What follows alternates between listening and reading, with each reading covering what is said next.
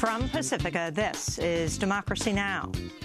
Russia has clearly assumed an even more aggressive cyber posture by increasing cyber espionage operations, leaking data stolen from these operations, and targeting critical infrastructure systems. Director of National Intelligence James Clapper testifies at a Senate hearing on foreign cyber threats ahead of a highly classified briefing today with President-elect Donald Trump. We'll speak with Pulitzer Prize-winning journalist Glenn Greenwald, who's faced an onslaught of criticism for questioning the premise of Russian hacking of the U.S. election. These are Obama appointees who are running these agencies, even though they were high-level Bush officials in the middle of important, controversial war on terror policies. And they have a long history, not just their agencies, but they themselves, of approving legally dubious, if not outright illegal programs, and lying to and deceiving the public. Then Donald Trump's military government. We'll talk to Gordon Adams, professor emeritus at the School of International Service at American University, co-editor of the book Mission Creep, The Militarization of U.S. Foreign Policy. All that and more coming up. Welcome to Democracy Now!, democracynow.org, The War and Peace Report. I'm Amy Goodman. House Speaker Paul Ryan said Thursday Republicans are preparing to strip federal funding for Planned Parenthood as part of their effort to repeal the Affordable Care Act. The move would end about $400 million in annual Medicaid reimbursements to Planned Parenthood. Republicans frame the move as an effort to halt abortions, though federal law already bars federal funds from paying for abortions, except to save the life of the woman. In Washington, Planned Parenthood Legislative Director Jacqueline Ayers said the attack was aimed at women's health care. This Republican leadership in the Congress has made their priorities quite clear. And with the Speaker Ryan's announcement today to defund Planned Parenthood, we know that their real goal is about taking away health care access. We can't let that happen. We know that they are going to not only defund Planned Parenthood, but also work to roll back access to health care under the Affordable Care Act and take away health care for the 20 million people who have now have access for the first time, and the 55 million women who have had coverage under no-cost birth control for the first time. On Thursday, Planned Parenthood announced plans for nearly 300 events in 47 states, including marches, protests, and letter-writing campaigns. In Washington, D.C., Republican lawmakers have scheduled confirmation hearings for Donald Trump's cabinet nominees next week, with at least six candidates set to testify on the same day. It's a move that critics say is a clear effort to prevent public scrutiny of Trump's controversial cabinet picks. The six scheduled on January 11th are Betsy DeVos for Education, Elaine Chao for Transportation, John Kelly for Homeland Security, Rex Tillerson for Secretary of State, Mike Pompeo for CIA, and Jeff Sessions to be the Attorney General. Critics say Sessions has failed to complete his Senate Judiciary questionnaire and are asking for a delay in his confirmation hearings. The crush of hearings comes on the same day that Republican Senate Majority Leader Mitch McConnell has scheduled a rapid-fire series of budget items dubbed a vote-a-rama that will include votes relating to repealing the Affordable Care Act. Topping it off, President-elect Donald Trump has scheduled his first news conference for that day, January 11th, the first since July, when he called on Russia to hack Hillary Clinton's emails. Meanwhile, Donald Trump's expected to name Dan Coats as Director of National Intelligence. Coats is a former Republican senator from Indiana who served 2 terms. He was a vocal enemy of Planned Parenthood, saying in 2015, quote, "The barbaric practices of Planned Parenthood should not receive a dime of taxpayer money," unquote. In 2003, Coats served as U.S. ambassador to Germany, where he pressured the German government not to oppose President George W. Bush's invasion of Iraq. If confirmed, Coats would oversee a sprawling intelligence service whose power Donald Trump reportedly wants to rein in. On Capitol Hill, top intelligence officials told a receptive audience of both Democrats and Republicans in the Senate Armed Services Committee Russia sought to meddle in November's election through a series of hacks and leaks.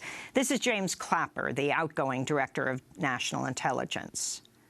Russia has clearly assumed an even more aggressive cyber posture by increasing cyber espionage operations, leaking data stolen from these operations, and targeting critical infrastructure systems. Critics, including journalist Glenn Greenwald, question the case that Russia interfered in November's election, and James Clapper has previously lied during sworn testimony to Congress. In March 2013, Clapper was asked by Senator Ron Wyden, quote, does the NSA collect any type of data at all on millions or hundreds of millions of Americans, to which Clapper replied, no, sir. Clapper later defended himself by claiming he had answered the question in the least untruthful manner. Later today, Donald Trump is set to meet Clapper, along with CIA Director John Brennan and FBI Director James Comey, who say they'll present evidence to the president-elect that Russian hackers meddled in November's election. Donald Trump acknowledged today he will not force Mexico to pay for a wall along the U.S.-Mexico border, in a reversal of one of his signature campaign pledges, after CNN reported Thursday night that Trump would instead ask Congress to appropriate funds for a wall. Trump tweeted, quote, the dishonest media does not report that any money spent on building the Great Wall for sake of speed will be paid back by Mexico later, unquote. The House of Representatives voted overwhelmingly Thursday to condemn a UN resolution that declares Israeli settlements a flagrant violation of international law. All but 4 Republicans voted in favor of the measure, which passed on a vote of 342 to 80. More than 100 Democrats joined in support, with 76 opposed. The non-binding resolution declares unwavering U.S. support for Israel and condemns Security Council Resolution 2334, which was approved in late December after the Obama administration refused a veto sought by Israeli officials, as well as President-elect Donald Trump. This is Republican House Speaker Paul Ryan. I am stunned. I am stunned at what happened last month. This government, our government, abandoned our ally Israel when she needed us the most.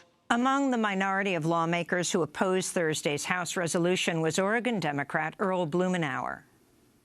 But unfortunately, Israel's future is being threatened by its own actions, as well as its adversaries.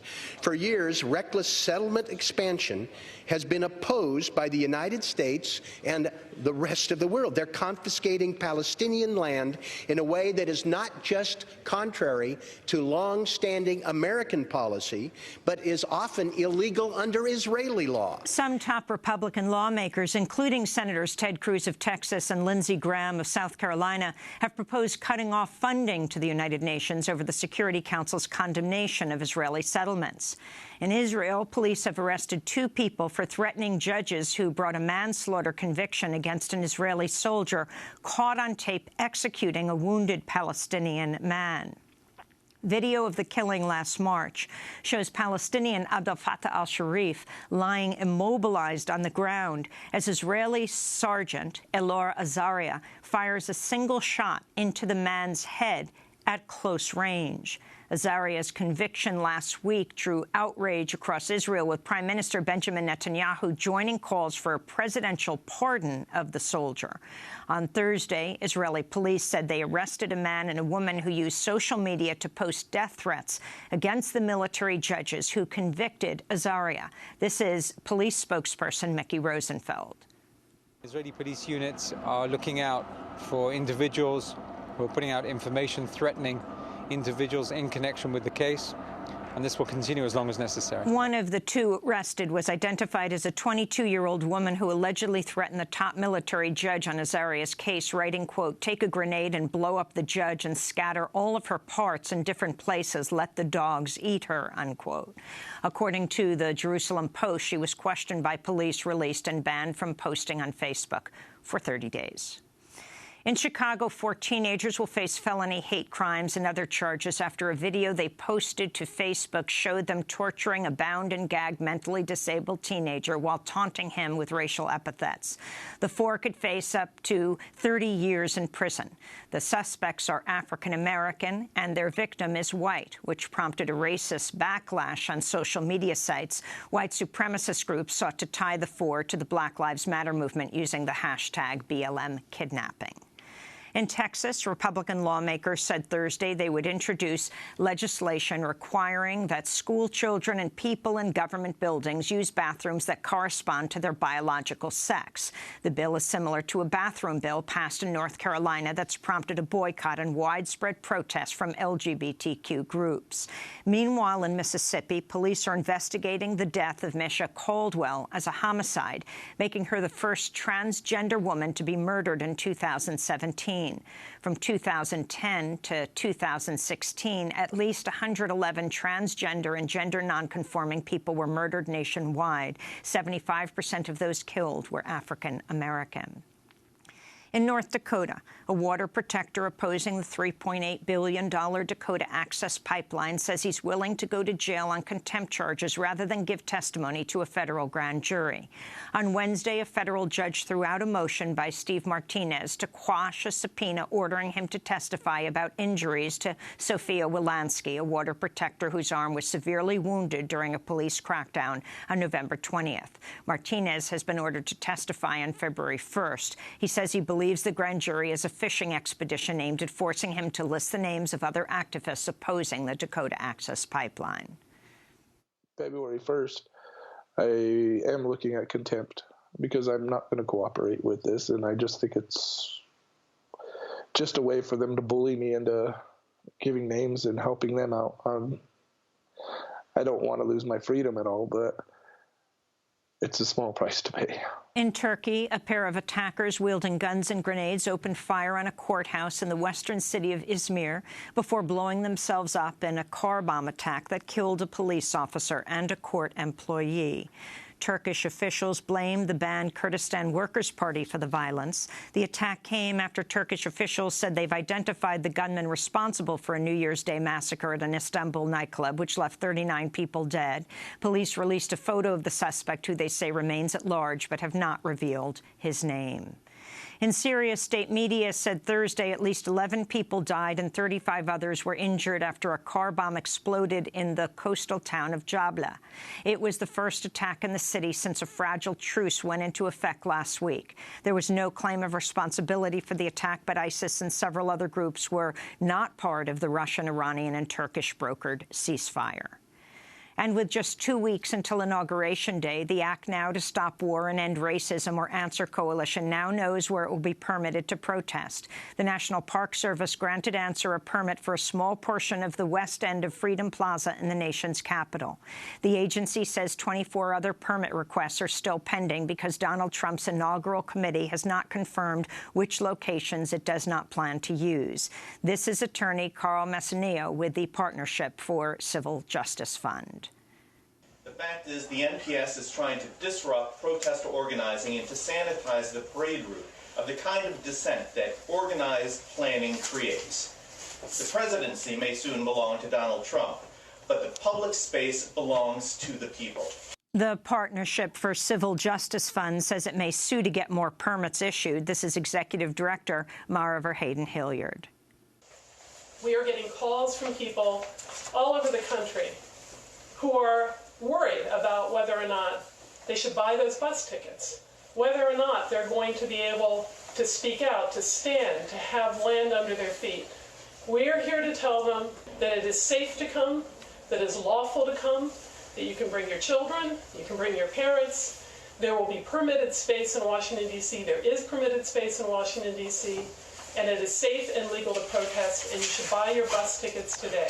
And those are some of the headlines. This is Democracy Now!, democracynow.org, The War and Peace Report. I'm Amy Goodman.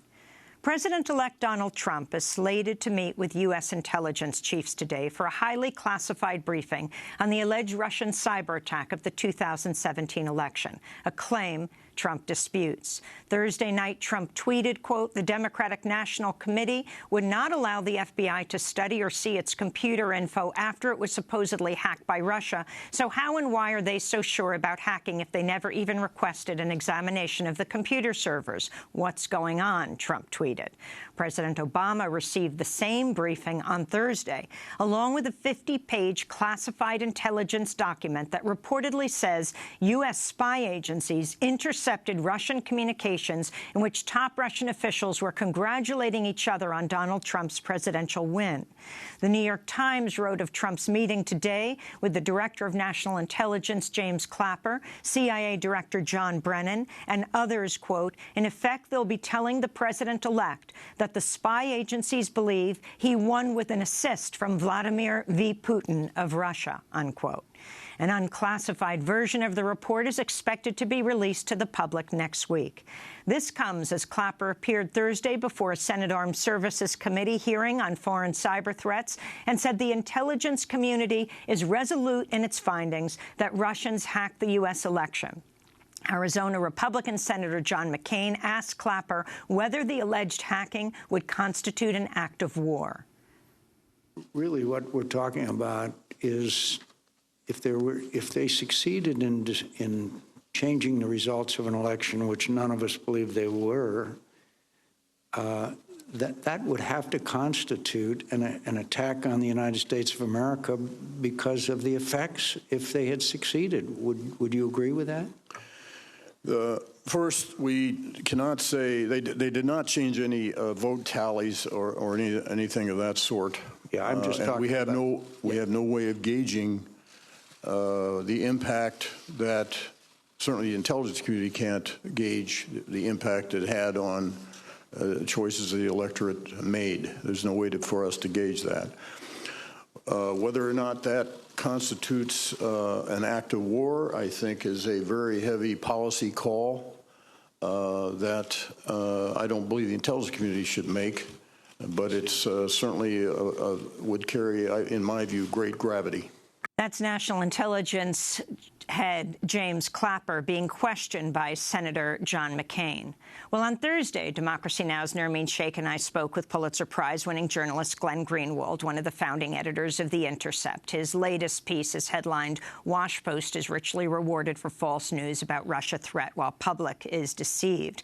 This is part 2 of our conversation. I asked Glenn Greenwald about this article, the onslaught of criticism he's received for questioning the premise of Russian hacking of the election, and how this compares to criticism he's received in the past. Greenwald recently wrote, quote, "In my 10-plus years of writing about politics on an endless number of polarizing issues, including the Snowden reporting, nothing remotely compares to the smear campaign that's been launched as a result of the work I've done questioning and challenging claims about Russian hacking and the threat posed by that country generally." I asked him to talk further about this.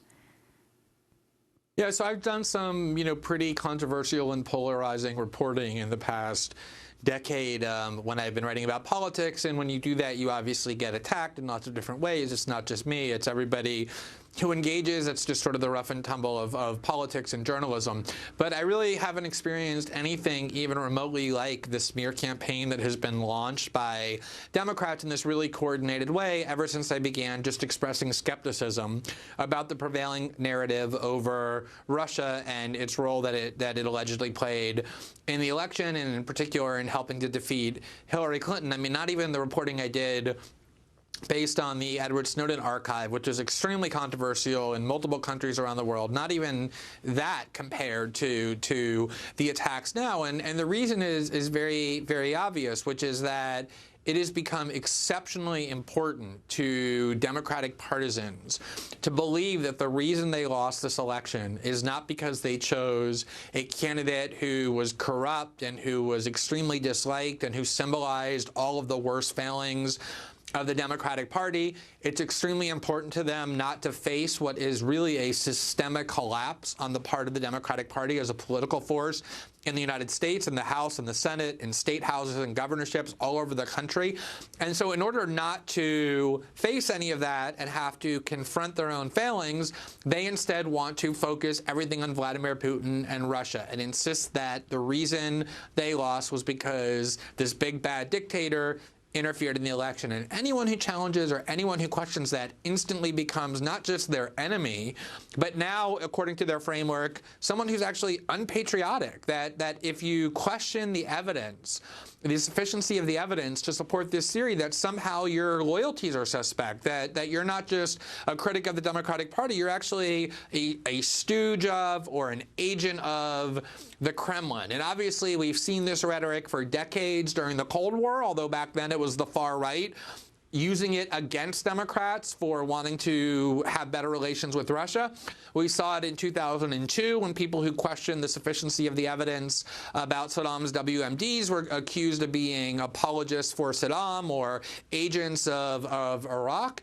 We've seen it repeatedly through the war on terror. Whenever anyone questions the policies of the U.S. government, you get accused of being pro-terrorist or on the side of al-Qaeda. These are the kinds of bullying smear tactics that have become very common, but because Democrats are so desperate to put the blame on everybody but themselves for the complete collapse of their party, they're particularly furious at anybody who vocally challenges this narrative. And since I've been one of the people most vocally doing so, the smear campaign has been like none that I've ever encountered. I've been accused of being a member of the alt-right, of being an admirer of Breitbart, of being supportive of Donald Trump, of helping him get elected, and of course of being a Kremlin operative. And it's just this constant flow, not from fringe accounts online, but from the Democratic operatives and pundits with the greatest influence. In fact, Howard Dean, the former chairman of the Democratic National Committee, went on Twitter 3 weeks ago and said, I think it would be really interesting to find out whether The Intercept is receiving money from Russia or Iran, something that he obviously has zero evidence or basis for suggesting, but this is what the Democratic Party has become. Well, you mentioned Breitbart News, Glenn Greenwald. One of the pieces of evidence that people cite for your alleged sympathy with Breitbart is a part of an interview that you gave recently to Lee Stranahan last month, in which you said, Breitbart is actually a fascinating case, and I do think right-wing media has had a lot more success in pioneering ways to challenge establishment authority that left-wing media has not. You went on to say that it's, quote, very impressive in terms of the impact they've been able to have, that is, Breitbart Media has been able to have.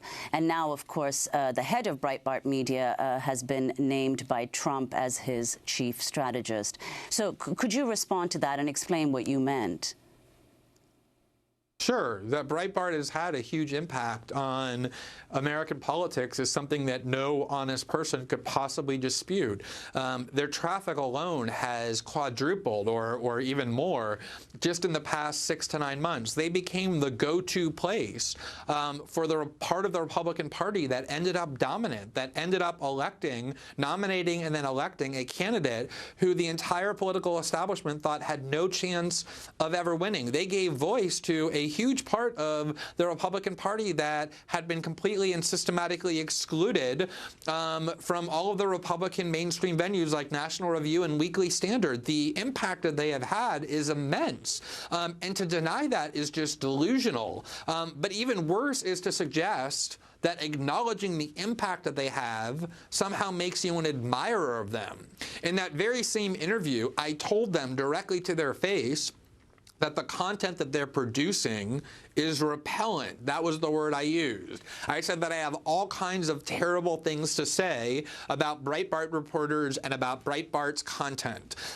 All of the work I've done over the past decade, the sort of primary issue on which I've worked has been a defense of the civil liberties of Muslims, is completely antithetical to everything that Breitbart believes in. So to take a comment that I made, which is observably and undeniably true, which is that the impact that they've had on the political process is extraordinary and impressive, and convert that into me saying that I somehow like Breitbart or am a sympathizer with Breitbart or an admirer or a supporter of Breitbart is just dishonesty in the extreme, and it's obvious for anybody minimally literate that that's the case. That's Pulitzer Prize-winning journalist Glenn Greenwald. When we come back, he talks about WikiLeaks founder Julian Assange's claim that the Obama administration's implicating Russia in the leaks to delegitimize Trump and many other issues. Stay with us.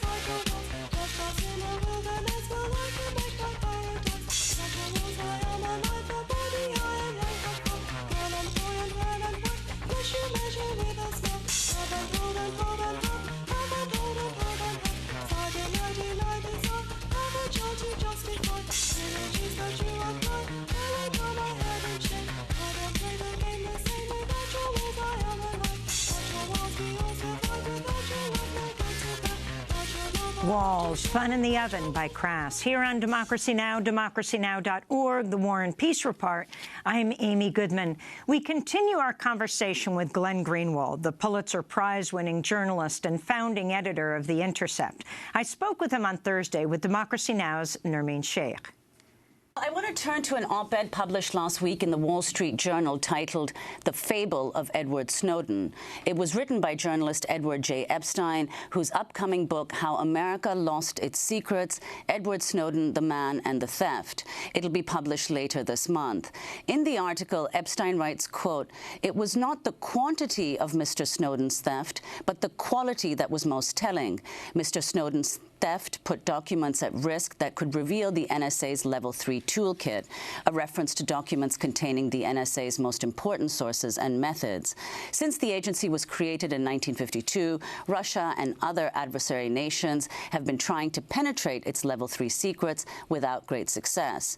Yet it was precisely these secrets that Mr. Snowden changed jobs to steal." Now, that's what Edward J. Epstein wrote in a Wall Street Journal op-ed.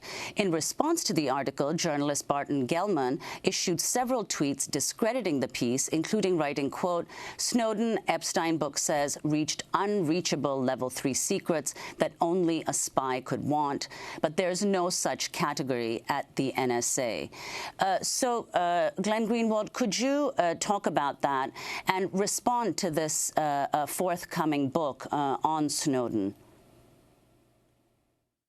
Well, first of all, it's a huge irony because, as we just discussed, Democratic partisans spent the last week trying to turn me into a Breitbart admirer. And at the same time, many of these same Democratic partisans were heralding this attack on Snowden by Edward J. Epstein. Who is Edward J. Epstein? He is a longtime neocon who's written forever for the Wall Street Journal op-ed page, probably the most right-wing organ within the mainstream American media outlet. But he's also a writer for Breitbart. He has written multiple articles for Breitbart. And so at the same time that these Democrats are accusing me of being a Breitbart supporter, they're heralding an article, a smear, by a Breitbart writer. Beyond that, the theme of this article and the theme of his book, and obviously we can't detail all the falsehoods here. I encourage you to go look at what Bart Gellman posted online, who said there's so many falsehoods that he doesn't even have time to discredit them all. But the central theme is essentially to insinuate that all along Edward Snowden was an operative of Russia, that he was really just a Russian spy. He wasn't a whistleblower, he wasn't acting out of conscience or anything else. And I just want to say two things about that.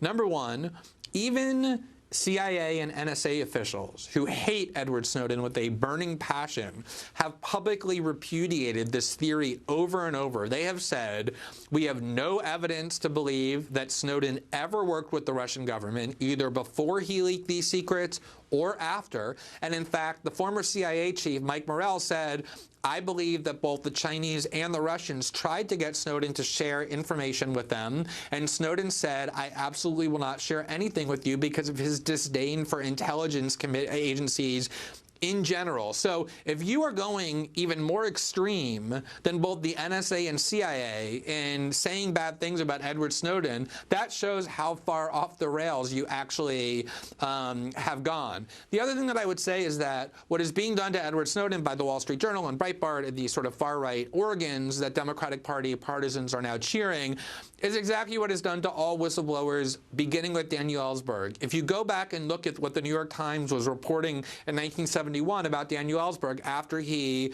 leaked the Pentagon Papers, John Ehrlichman, one of the top domestic policy aides to Richard Nixon, and Henry Kissinger, at the time Nixon's national security advisor, continually said that they believed that Daniel Ellsberg was a Soviet spy, that before giving the Pentagon Papers to the New York Times, he had given them to the Kremlin. Exactly the same playbook was used against Ellsberg that is now being used against Snowden, which is to say, don't listen to these disclosures. Don't regard this person as a hero for exposing our corruption and law-breaking. Focus instead on the fact that these are traitors working with our enemies. And just as it was completely false in the case of Ellsberg, so too is it completely false in the case of Snowden.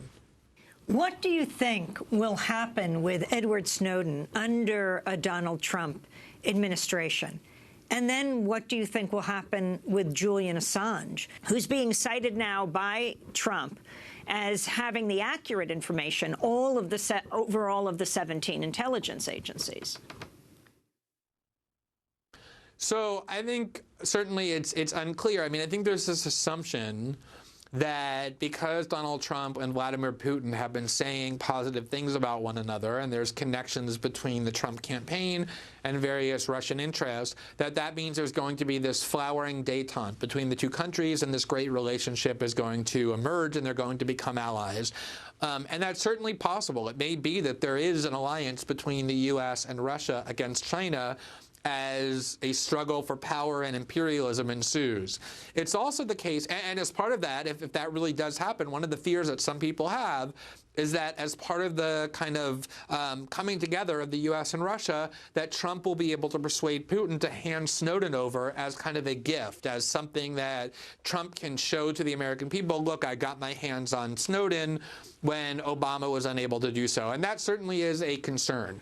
But I think that's a little bit of a superficial view, because the animosity between the American political class and intelligence community on the one hand and the Russian political class and intelligence community on the other is very ingrained. It has existed for decades. It is entrenched and systemic and cultural.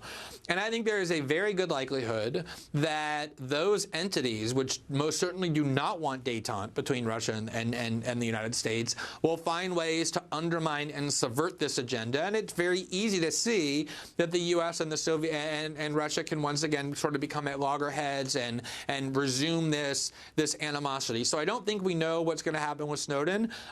As for Assange, I mean, remember, the reason he's in the Ecuadorian embassy is not in the first instance because the U.S. is trying to get their hands on him. It's because Sweden has these pending charges against him that various courts in the U.K. and the EU have upheld the validity of. And so I don't really see how Trump can alter that, can change that dynamic. That's one of the tragedies, is I don't see an exit for Julian Assange exiting the Ecuadorian embassy without facing those charges in Sweden.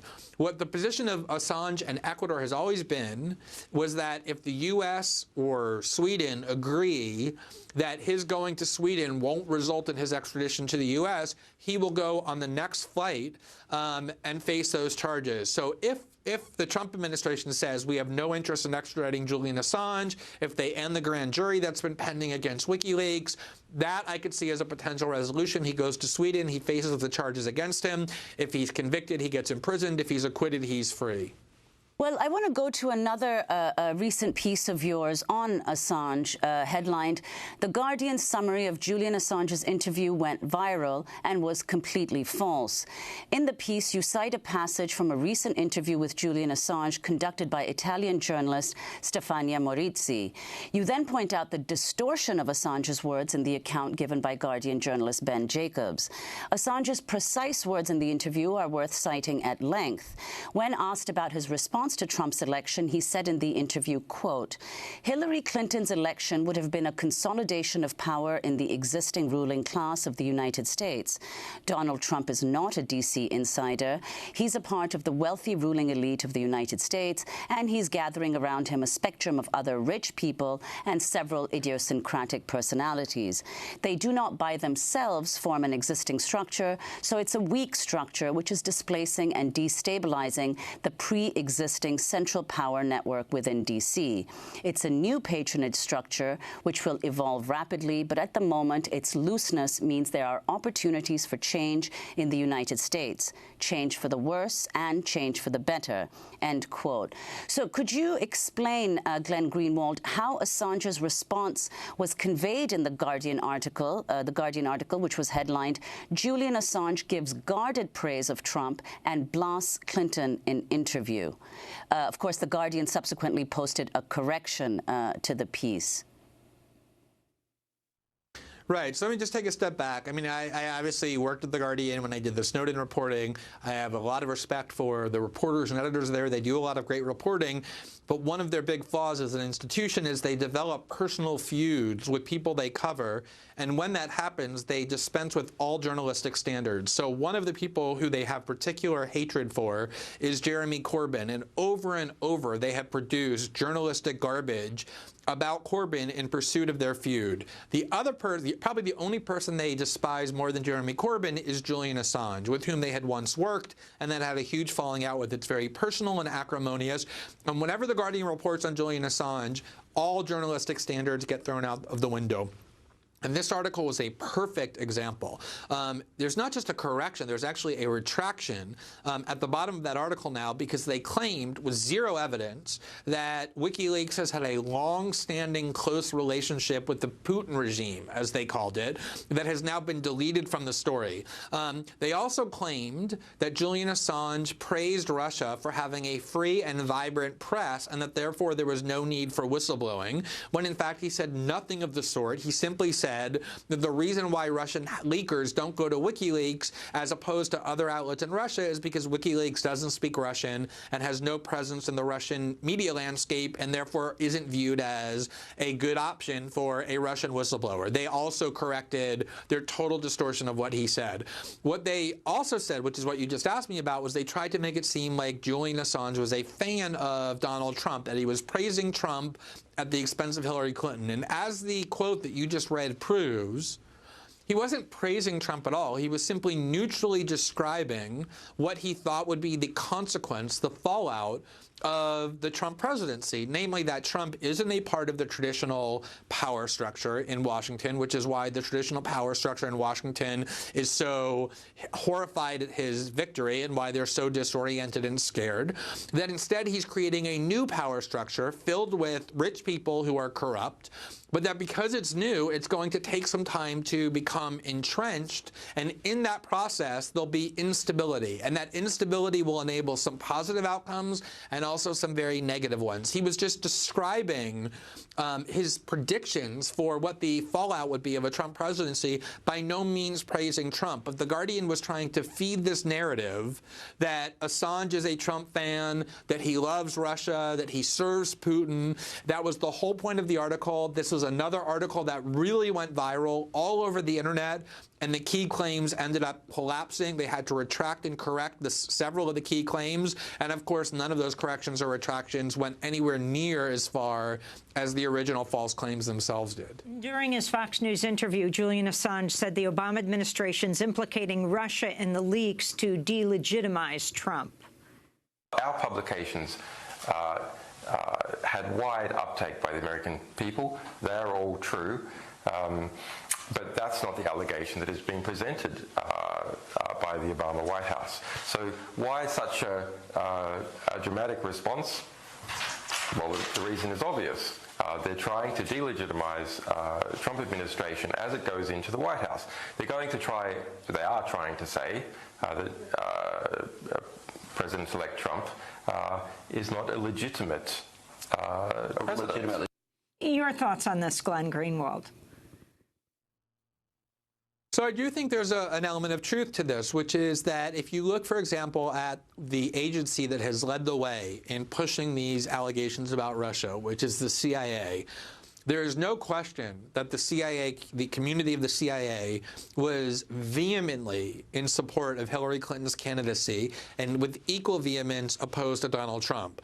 The two leading members of the CIA community, former CIA Director Michael Morrell, who served under President Obama, and former CIA Director General Hayden, who served under President Bush, both endorsed Hillary Clinton, one in the Washington Post, the other in the New York Times. And when they did so, they both attacked Donald Trump with a viciousness that is very rare, claiming that he essentially had been turned into, converted and recruited into a tool of Putin. The CIA was very aggressively in favor of Hillary Clinton's victory.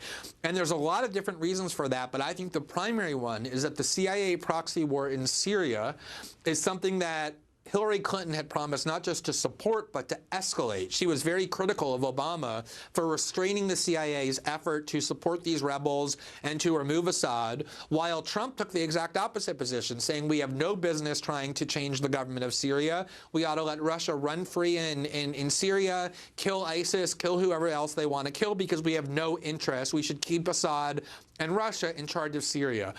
There were other reasons as well. So there's no question the CIA was a political actor behind the Hillary Clinton presidency and against Donald Trump's. And since then, Trump has attacked the CIA. He's pointed out that they're unreliable, that they lied about WMDs. And just yesterday, Chuck Schumer went on the Rachel Maddow show, and she asked him about this conflict between the CIA and Trump. And he said something incredibly important and very revealing. He said, it is really stupid of Trump, just from a perspective of self-interest, to go to war with the intelligence community because they have 6 different ways to Sunday to destroy you if you stand up to them, which is something that people have known forever, that the deep state can destroy even politicians who are supposed to be more powerful than they are. So I think a lot of this is exactly what Julian said, which is the CIA is attempting to undermine and subvert Trump because they never wanted him to be president in the first place, and they're now trying to weaken and subvert his agenda that they oppose. Well, Glenn, on Friday, President-elect Trump is meeting with CIA Director John Brennan, FBI Director James Comey, and the DNI's, the Director of National Intelligence's James Clapper, as they brief him, summarize what the 17 intelligence agencies say. Tell us who these 3 men are. Well, interestingly, James Comey has become, after Vladimir Putin, probably the most despised villain in the Democratic narrative about what happened in the election. In fact, after the election, Hillary Clinton blamed not Putin or WikiLeaks, but Comey for why she lost, because of the letter that he wrote shortly before the election, in which he said that the FBI was essentially reopening the investigation into whether she broke the law through the use of her emails. Comey was a Bush administration Justice Department official who was appointed not by George Bush, but by Barack Obama to be the FBI director. John Brennan was also a Bush-era CIA official who was a supporter not of all aspects of the Bush torture program, but some aspects of it, including rendition and other interrogation techniques that are widely regarded as torture. And he was made the national security advisor in the Obama White House after Obama tried to make him CIA director in the beginning, and liberals objected and blocked his nomination, but he ultimately became CIA director. So these are Obama appointees who are running these agencies, even though they were high-level Bush officials in the middle of important, controversial war on terror policies. And they have a long history, not just their agencies, but they themselves, of approving legally dubious, if not outright illegal programs, and lying to and deceiving the public. And so there are no angels in any of these machinations that are taking place as these various factions vie for power in this new scheme in Washington. But who Donald Trump should find a lot of common ground with, who also wants to expand torture techniques, as he said, expand Guantanamo, his own appointees.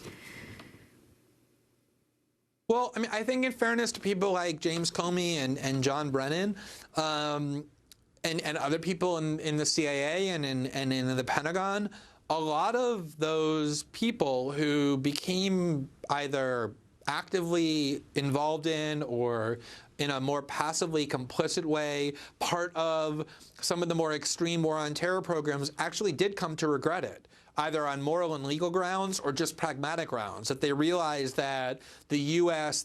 interests are undermined if they're doing things like operating black sites and torture camps all over the world.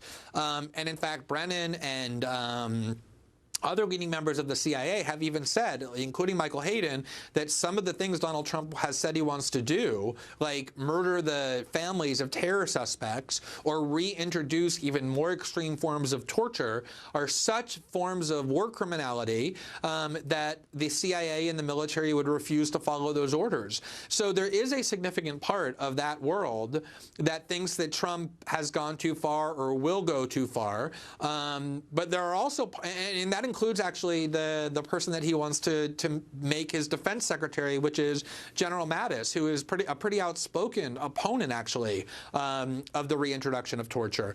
But there are also some really unhinged extremists in that world, like Michael Flynn, obviously John Bolton, others who may end up with influence within a Trump administration who want to do all of that and even worse. And so there is this jockeying for power over who it is who's going to have what levels of influence in what the U.S. government and the Trump administration does, and we still simply don't know who's going to prevail among these factions. And what role do movements play in this now, Glenn?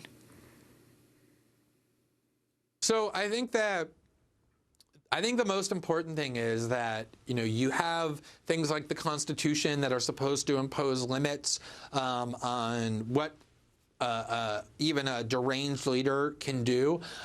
You have courts that are supposed to check that, and Congress that is supposed to check that, and the media that is supposed to check that, all of which have failed. And I think the only truly effective check against true abuse of power is popular revolt, popular protest. But in order for that to work, it can't just be confined to some sort of partisan movement. Remember, you had huge marches against the Iraq War in cities like San Francisco and New York and Washington and Los Angeles in 2003 that were ignored because they were viewed mostly as just liberal or democratic supporters, and therefore viewed through a partisan prism. It has to be a kind of transpartisan movement where the American population really stands up and says, this is not about ideology. This is about the choice between democracy and authoritarianism, and we choose democracy. And I do think that ultimately only popular movements are the kinds of force that can really put a meaningful check on things Trump wants to do. That's Pulitzer Prize-winning journalist Glenn Greenwald, one of the founders of The Intercept. We'll link to his articles at DemocracyNow.org. To see part one of our conversation with Glenn that we had with him yesterday on Democracy Now!, go to DemocracyNow.org. This is Democracy Now! We'll be back in a minute.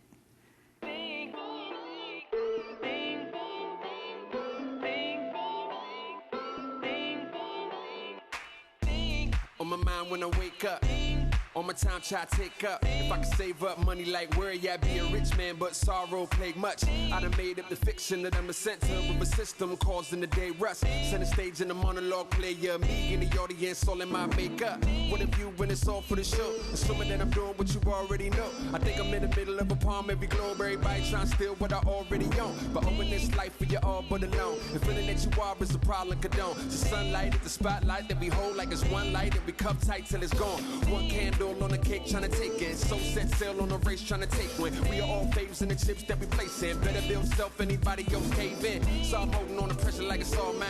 That ain't sweat, it's just the way I keep the floor shine. Everybody queued up in the long grind, thinking that we next to the shoreline. Things we going through, yeah. Things we going through, yeah. Things we going through, yeah. Things we going through. Things by Odyssey, here on Democracy Now!, DemocracyNow.org, The War and Peace Report. I'm Amy Goodman. Confirmation hearings for President-elect Donald Trump's key cabinet nominees begin Monday. One of the first to go before Congress will be Trump's pick for Homeland Security Secretary, retired Marine General John Kelly. Kelly was formerly the head of United States Southern Command, where he oversaw the military prison at Guantanamo. He's repeatedly testified to Congress that the U.S.-Mexico border represents a threat to national security, leading many to worry he'll escalate the militarization of the border and U.S. immigration policy policy overall. He's one of 3 generals Trump has nominated for cabinet and cabinet-level positions, including retired General James Mad Dog Mattis as Defense Secretary. Mattis is likely to face questioning about his actions in May 2004 when he ordered an attack on a small Iraqi village that killed more than 40 people attending a wedding ceremony. Mattis went on to lead United States Central Command from 2010 to 2013, but the Obama administration cut short his tour over concerns Mattis was too hawkish on Iran, reportedly calling for a series of covert actions there. Mattis only retired from the military in 2013, meaning he'll need Congress to waive rules requiring defense secretaries to be civilians for 7 or more years after leaving the military. The rules are in place to ensure civilian control over the U.S. Armed Forces. Trump's 3rd general is retired Army Lieutenant General Michael Flynn, who's been appointed National Security Advisor. Flynn is well known for his anti-Muslim worldview, having called Islam a cancer and saying fear of Muslims is rational. His position does not require Senate confirmation, despite the fact that during Trump's campaign, he railed against generals. I know more about ISIS than the generals do, believe me. If Generals Kelly and Mattis are both confirmed, Trump will have more generals in his cabinet than any administration since World War II. Well, for more on Donald Trump and his generals, we are joined by Gordon Adams, professor emeritus at the School of International Service at American University. He just wrote a piece for the New York Times headlined Donald Trump's Military Government.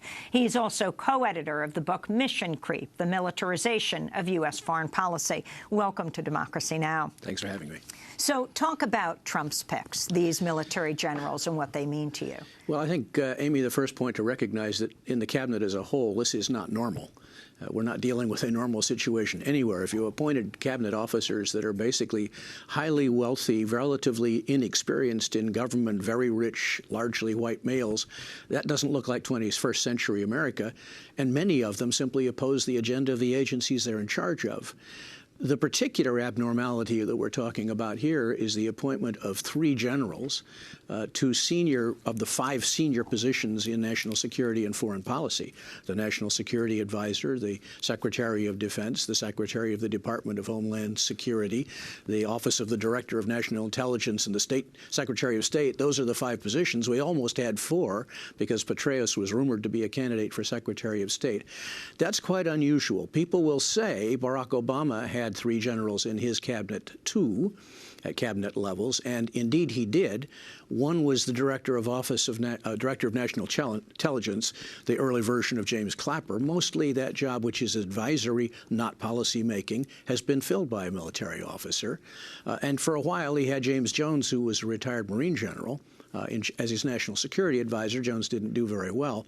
The third was actually in charge of the Department of Veterans Affairs, which is not a crucial foreign policy making department. So here, really at the top of the architecture and right at the center of foreign policy and national security policy, we have Generals Flynn, Mattis, and Kelly in the key advisory position to the president and 2 of the biggest departments involved with American security. That's unusual.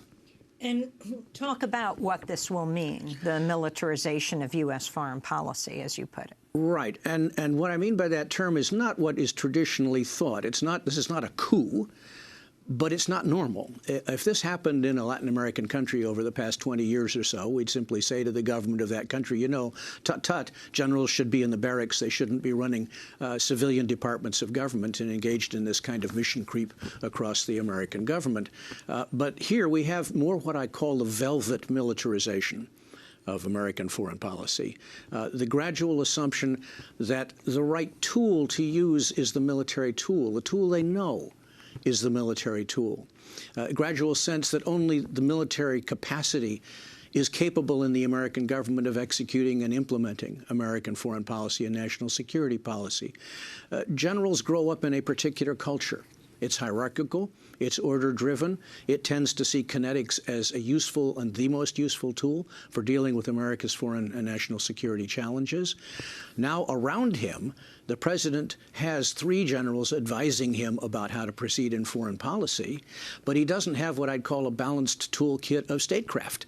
He doesn't have a diplomat. He has a businessman at the Secretary of State position with no government agency experience and certainly no diplomacy experience.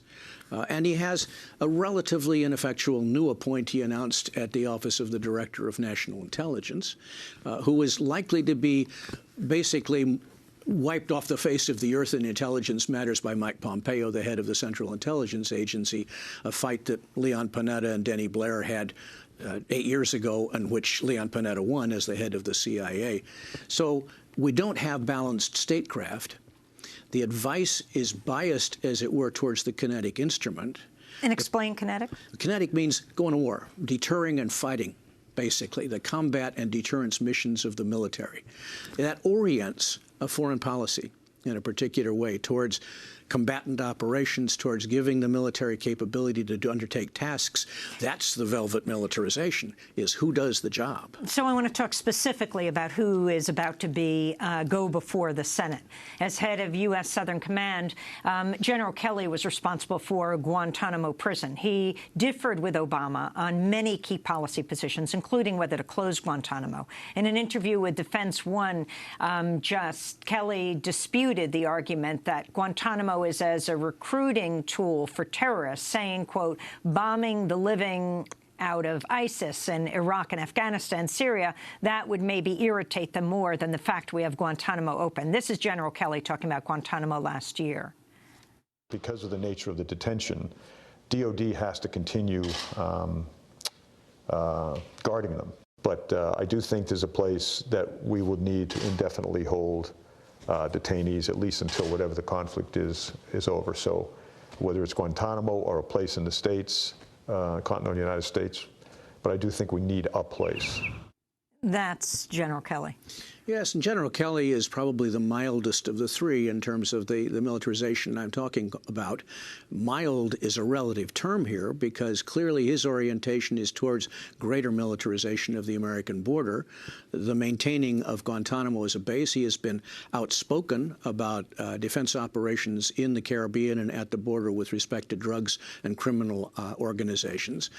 General Kelly has that particular can-do, organized, hierarchical, essentially a kinetic militarized view of how we should approach our national security. There's no balance there. And he's unusual in being the first general that's actually headed the Department of Homeland Security, which has its own, as it were, Border Patrol semi-military capability. Mattis, who would be Defense Secretary, having to get that waiver. Mattis is, I think, what should be the focus. What's interesting to me is that the Democratic Party has targeted 8 of Trump's cabinet nominees as their principal focus. None of them are Mattis. They seem prepared to give Mattis a bye. They seem prepared to authorize the waiver that he requires in order to serve. Now, that waiver is there for an interesting historical reason. There's only been one general that ever headed the Defense Department, and that was George Marshall. That was back in 1950. He was Secretary of Defense for 1 year, and the waiver law was written with language in the statute that basically said this is intended to be a one-time exception, because those who wrote the original national security state origins knew that it was ill-advised. It was a question of civilian control to have somebody as the civilian secretary in the Department of Defense. The military side of the Department of Defense is assured by the chairman of the Joint Chiefs of Staff and the service chiefs. And frankly, since 1986, if the president wants military advice, he need only turn to a man in statute called his principal military advisor, who's the chairman of the Joint Chiefs of Staff. So he has military advice, not a question of giving him military advice. It's a question of putting a necessary professional deformation towards military and kinetic operations in charge of the civilian control in the department. As I say, in a Latin American country, we would say this is ill-advised. Now, I think General Flynn will be with Trump today as he gets briefed. He doesn't need approval. He's one of the ones who pushed the idea of the child sex trafficking ring that he said Hillary Clinton was involved with and that she had declared war on the Catholic Church. We just have 15 seconds. Yeah, General Flynn is not unusual because we've had Colin Powell, Brent Scowcroft as national security advisors. Not unusual to have a military person. He just seems temperamentally ill-suited to a job, which is to arrange the options for the president and give a relatively neutral array of choices to the commander-in-chief. We'll leave it there. Gordon Adams, Professor Emeritus at American University's School of International Service, Distinguished Fellow at the Stimson Center. His latest book, Mission Creep. I'm Amy Goodman. Thanks so much for joining us.